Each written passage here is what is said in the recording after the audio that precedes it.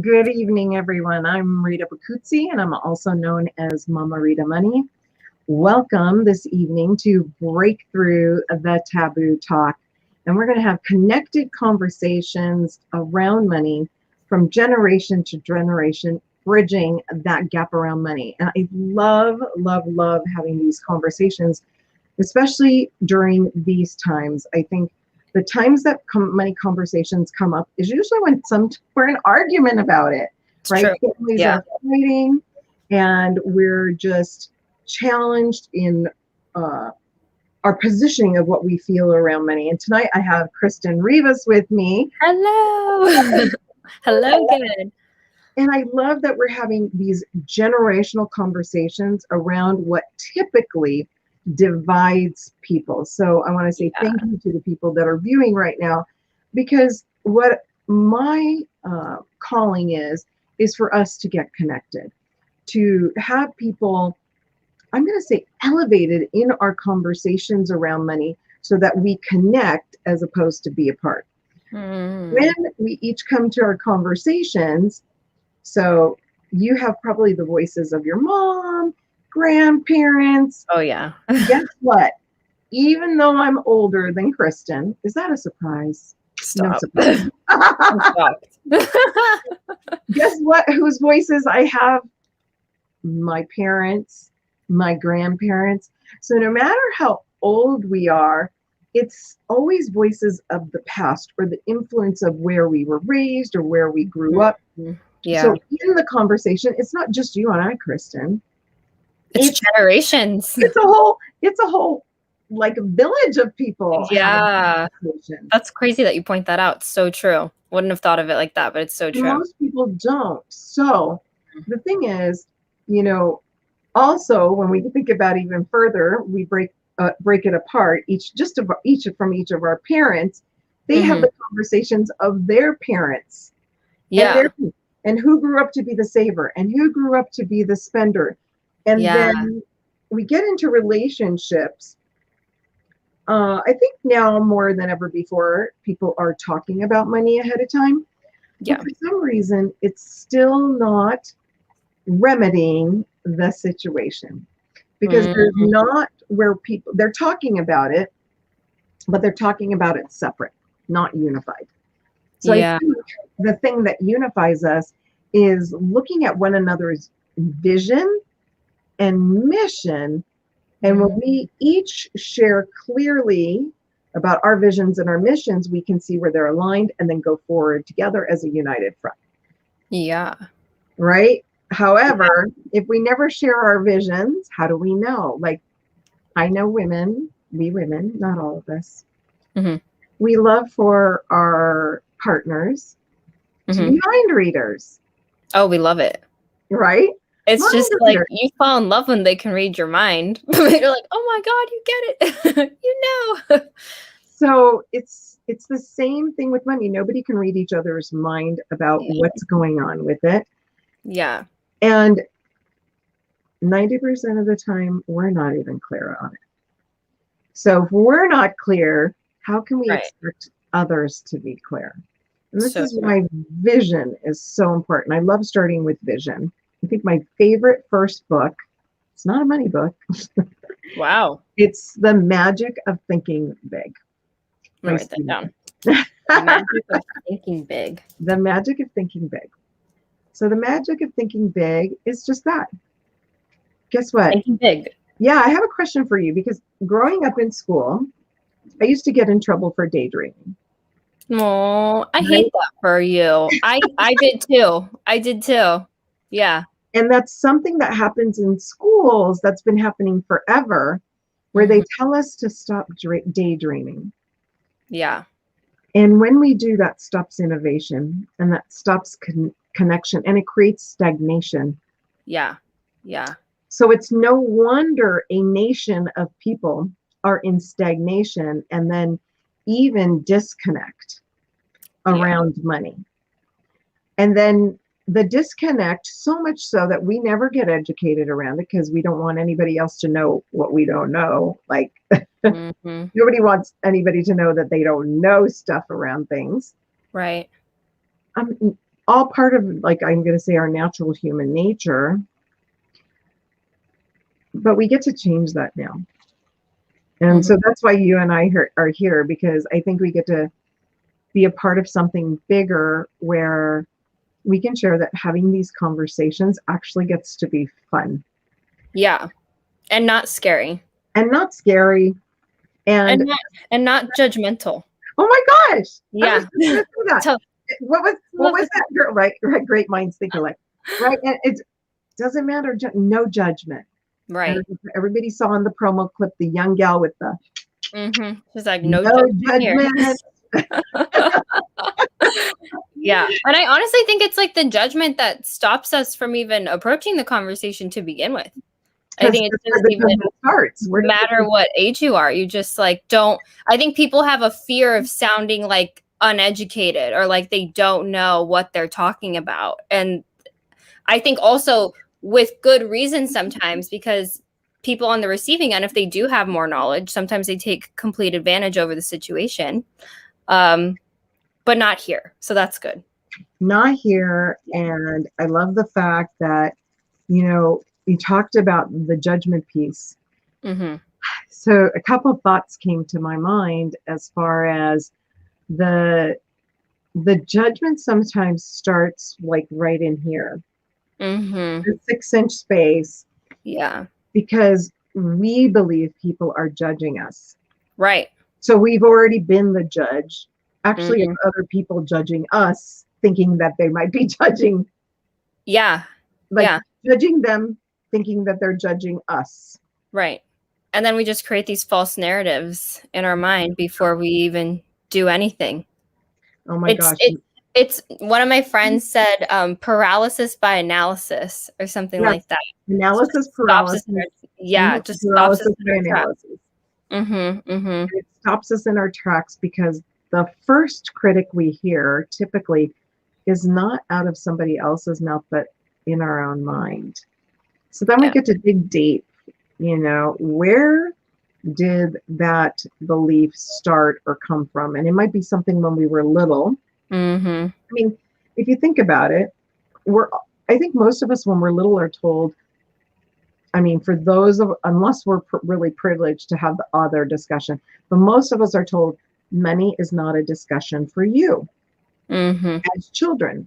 So as a child, we're not comprehending that they're saying money is not sometimes they might say because you're little, but if you're just told, nope, this is not a discussion for you, then it doesn't connect that it's just about the fact that we're young.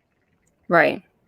And the parents don't know how to explain it to a younger child or what have you. And then we carry the story of, wow, my parents always told me money is not a discussion for me. And most of us got those stories by the time we were 8 years old. So it's like, I'd like to ask the question of our audience and would love to hear feedback now or in the future when somebody is viewing this. It's like, where did your story come from? Dig deep. Like, you're closer to your younger years than I am, but I still remember that. Yeah. And it's crazy how intertwined it is with just like unpacking your childhood too. Like more comes up with just not your relationship to money, but just like your relationship to your family and like all the stuff. And maybe that's why people don't go there. Maybe that's what people don't want to remember. But I feel like for me personally, I'm almost on the flip side of you, but still similar in a way because, and correct me if I'm wrong, I don't know if your family just did not talk about money in front of you at all, or if they just said, this isn't a conversation you're welcome to. For me, it was more of money was always talked about in front of me, but it was never in a safe way. It was always in a fearful way. It was always in a, like, we're running out of money, or this is going to happen because we don't have money, or this is, a very, it left fear like associated with money in my mind. But as a child, this conversation was never like broken down to me in a way that I could digest it. So I think I carried that fear-based relationship with money into my adult life. Even though I am a young adult, I still am very much trying to work on unlearning that, because I see it. I totally see it where I'm just like no one ever talked about money in a positive way to me. It was never like, this is good. Like, it was like, okay, if you get money on your birthday, we have to use that for this bill, or we have to use that for this. It went back to the family. Wow. So it was never like my money. You know what I mean? Wow. Yeah. So Yeah. I think it just really, to your point, when you really go back in time to see like, what did I grow up with? How was it discussed? Like how was I given that? It really does. You see the connection like into your adult life. It's like, it all makes sense. Literally all makes sense. And it's good that you actually have the opportunity and awareness for that. So over 70% of Americans, that's the negative conversation. I'm going to say I had a mixed bucket. Mm-hmm. So it's not a conversation. So no discussion. Mm-hmm. Negative. I had a little bit of it all. Negative discussion about how we had to work really, really hard for money. Right? You have blood, sweat, and tears coming from you to earn money. Yeah. And then sometimes we would have abundance. And being Italian, it was usually around plenty of food for money to make awesome meals. Yeah. You know? It's got to be the meal. Yeah. It was very mixed bag, so didn't really understand. And so the thing is, it's no one's sitting us down to clearly help us to hone in and focus. Like, have you been asked what's your vision for your life around money? Because money is an intricate part, right? It's going to play a role in our life, whether we like it or not. So either I'm going to say we get to love it as a resource that can create change in our lives and create choices, no matter what your political views. That's the way it works right now. It's something that we do tangibly to utilize to our benefit for ourselves and for others. So if we start out and we don't know what's happening to each of our dollars, right, and we don't direct them, then we get directed. So like, and when I explain that, it's like we're taught to go to school, we're taught to work, get a job, create this career. And I saw this really cool little cartoon that's, you wake up to a box, you hit this radio, which is a box, right? You make a box lunch, you get in a box car, you go to a box building. Oh my gosh. To a cubicle, that's a box. You then eat your box lunch, you clock out from a box, get back into your box car, and go home, and you do it all over again. Oh my God. That's life. And for me, that's a very bleak life, because that's kind of like servitude or being in bondage, so that we are stuck going through this process to earn money. Right. So what if we got to create our visions of how money if money showed up and you didn't have to think about it and you got to do the thing that you loved or the things that you love, what would that look like? And have you ever thought of that? And have you ever been asked that before? I've never been asked that question ever. But I thank you for asking that question, because it just really puts into perspective probably why I grew up the way that I did, because I don't think my parents had a vision for how they wanted their money to come and exist in their lives and our lives. And I don't think my grandparents had a vision. So it's just crazy, to come full circle, how these generational voices show up in these conversations. You just think were they planning? Did they have their vision and their mission? And so I don't want to be another voice that doesn't have a vision or a mission. So I really need to sit with that and think about what is my vision? But I've always known that I did not want to exist in that box life. Yeah. Always. I just knew. I was when I grow up, I was never that kid that was I want to be a doctor. I want to be a lawyer. I want to be, not to say that they lived in a box life. I'm sure that if that's the life they've chosen, then they find passion in that. And I hope that they do.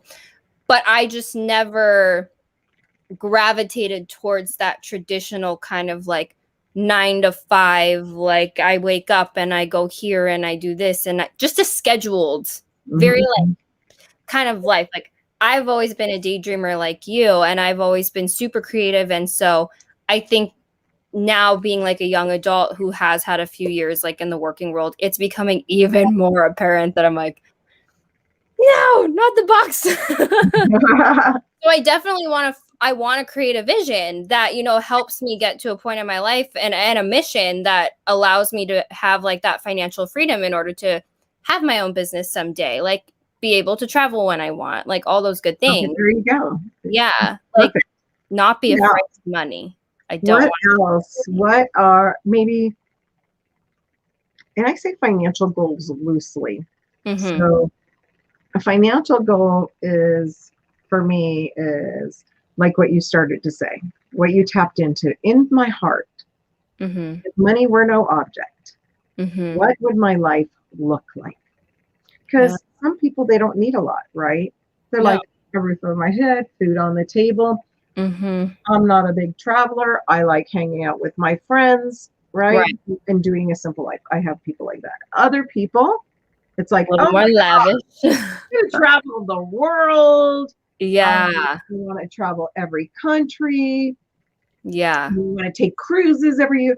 I mean, I've had people say, I'm going to live on a cruise ship in my retirement, so I never have to cook and take different cruises and always live and never have to have a house or rent or whatever. There's a generation of people, well, up until COVID hit, doing that. I don't know where they all ended up staying, but which is kind of interesting. And then, you know, life, what happens when the unexpected happens? Have we thought about like the what ifs? Right. What if? Like, who could have even thought of this what if? That's why I think, oh my God, honestly, as challenging as COVID has been, it has moved a lot of people into the simple thinking of the reality of life, looking at what we do have. A lot of people experienced a lot of losses, but what we do have creates choices, especially when it comes to money, because we just watched what happened. A government have to pay stimulus checks, and then people scared and worried and going hungry. They now ended up being dependent on these stimulus checks, which for some people didn't come timely. Yeah, I know a few people. Yeah. So, like, the what if we could create a world, our own personal economy, that wasn't dependent on that system. Yeah, that's crazy to even think what if about that. But I do like it. But it's possible, and people do it every day. You're right. We do it every day. Many people went through COVID unscathed, right? They actually flourished and grew. So I'm going to kind of put you on the spot, gut instinct a little, is, you know, what would be, well, I think you started to allude to it, so I'll help you out there. What would be one vision that you hold for, and I say the future because the future is now. You're creating your future, your steps right now. It's like those steps. You create the steps to get to the end. So you're creating those right now. Yeah. The only deal, Steve Jobs talks about, you know, we want to connect the dots, but we can't looking forward. We can only do it looking backward. However, right? Because like a dot puzzle, the dots have to exist for you to connect them. That's the past. Oh my God. What do we get to do? We get to step out in faith every day in our life, but we get to have really the focus of what our vision is in our minds to guide us. So it's like a faith walk. It's a big faith walk. Yeah. So what's one dream? And I'm going to say dig deep for a second, even if you have to think for a moment, but don't dwell, just go deep. And as a little girl, like, what did you love and what would you want to do, or what did you dream of doing as an adult that, like, if you never got paid for it, it would be something you'd do right now? I love writing cards to people. I actually had an idea that I kind of want to pursue. Actually, I'm not even going to say kind of. I will pursue. There you go. of having of having a company where I innovate like the greeting card industry. Okay. I wouldn't say that was a dream that I had when I was little, but when I was little, I always wanted to be an artist. But obviously, growing up in a more fear scarcity based type of world of money, being an artist wasn't the most safe thing to do or pursue. It's not that it wasn't supported, but without saying it, you felt it. You think that's when the world gets to you, when they stop telling you to daydream, right? When they stop telling you that like that dream is not worth pursuing, whether they say it directly or not, you can feel it from everyone around you. And so like you stop, but we're not going to do that anymore. But I would want to be an artist and have a studio or something in my house and like paint every day or touch something with my hands every day. Oh my gosh, that's amazing. And people make lots of money from art, and it's true. There's that stigma still around that, and people breaking those barriers all the time. Yeah. So as your vision gets to come to fruition, it gets closer and closer, step by step. You just get to step out, like a mission or a calling in life. What would that mission be? Like, what would like that calling for you and others, and it might be related to what exactly that you're saying right now on the grander scale of like, how are you going to leave your like thumbprint in the world? I think my thumbprint will just be that like any life that I touch, I will have like made that life or that person just feel special or like loved. I think you and I are so similar in that way, where we just like when we give love to someone, we just are our best. Like we just like thrive. Like we are that cheerleader, that person who's just always there, like and love showing up for people in that way. And I feel like I'm exactly the same way as you. And I just think that that's like our calling, like totally 100%. I think that's why we can't be stuffy and like, just like not interact with people and stay in that box. Like we have to be talking to people, interacting with people and like loving people. And having these kinds of conversations that are just so simple. So, yeah. So you touched on it. So money, like meaning wise, what does it mean to you? Like if you could choose one word for it. Or a couple words.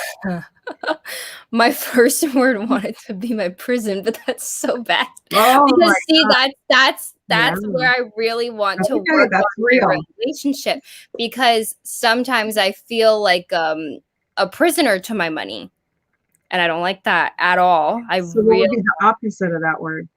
Oh my God, I want to be. If you're not imprisoned, I'm free. So I'm free of my money. I want to trust my money the way that I trust the people that I love. And I really should trust my money, because when I really think about it, time and time again, my money has showed up for me. Have never been late on a bill. Like I've always had enough to make payments. I've always had enough to feed myself, to clothe myself, all these things. And so I really want to try and be more grateful for like the money that I do have. And so when I think of money, I want to say that I think of abundance. I like that word. I feel like we talk about that word a lot. Yep. I want it to feel that way. I want it to feel like I have more than just what I have, Yeah. And of course, because it is an abundant source. And like you said, money. So it's the bondage really of how we're holding space for money, right? And what it looks like. You're saying how your money shows up, like that's that relationship with you. And so that money can be freedom, it can be abundance, and it is. Yeah. It's actually just a choice. It's a choice. It is. Right. And right now, because you're working for it, and you're in a part of your life where it may feel like, oh, I'm just working for money. And this is why, how with what you're doing now, working for money, are you going to get to the vision and mission that you want to do in life? And if you see this as a stepping a stepping stone Yeah. to get you to that next place, Mm-hmm. does that open up space for, hey, this is just a moment in time. I am not in bondage to my money. I'm actually on a pathway to open up this system. Yeah. Yeah. Like, you know me, I call it that money accumulation pathway system. The map. The map. Yeah. So when we have that, we have our vision, Mm-hmm. our mission, Mm-hmm. and then our actions. And so we get to respond and create that. So what would be one thing that you think could help you level up? I see you doing all sorts of things actually that are moving you in a positive direction. Actually, you did one action. And a lot of times we don't recognize the simple things that we do that will move us forward. I corrected myself. Well, you did do that. So you Okay. have awareness. So that's actually two. Okay. So when I mentioned a book, Oh, I wrote it down. right. So Yeah. you're opening up this container, Mm-hmm. right? I'm going to open up a book. So you're opening up this container to be curious, to expand, right? Yeah. So Yeah. curiosity plus your vision, Mm-hmm. plus the discipline and action Mm-hmm. creates time bending status. Mm-hmm. Because the faster that you learn, the more that you're open, willing to receive, be coachable, learn from others, right? Because I'm going to say it's better to learn from somebody else, unfortunately, maybe falling down in front of us to go, there's a bump there. I think I'm going to go around it and avoid the fall. Right. We all have these opportunities. And then we get to create that shift and change. And because that person's still getting up, you're going around the bump, you're finishing the race faster. Yeah. Yeah. Yeah. And so we simply get to just like show up in the world. So you're showing up to learn is also really super important. I know that people who are wealthy and wealth builders, they show up every day. They show up and they put their best foot forward. They connect with people that are smarter than them. They read, they're lifelong learners. So these are simple tips and steps that not only I'm sharing with you, this is something I get to do daily. This is something I see wealthy people do daily.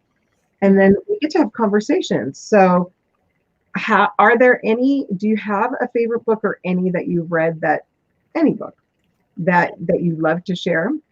Well, I actually am still reading it, but I got this book for my birthday and it's called The Artist's Way. Oh. And I forget her name, but it will totally come up, The Artist's Way. And it's pretty much about, there's this belief that we are all artists, and similar to what you said in the beginning, when people tell us to stop daydreaming, we don't go there.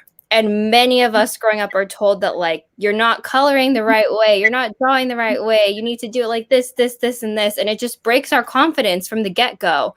Yeah. This book is for anyone. Like, you don't even have to be a painter or sculptor or anything. It's just really to encourage you to, like, let that inner child and that inner artist, like, come out and, like, be free. Yeah. It's a really cool. Yeah. That's a great book. Because what do kids do best? Oh my gosh. They create. They're so creative. They dream. They grow. Yeah. And I always say, no matter what age we are, we're all kids. We're all still growing. We all still get to create. And we all still get to dream. And we get to take those dreams and put them into action. Because otherwise, it's like hope unfulfilled when you just and let it go. That's a great line. I'm going to write that down.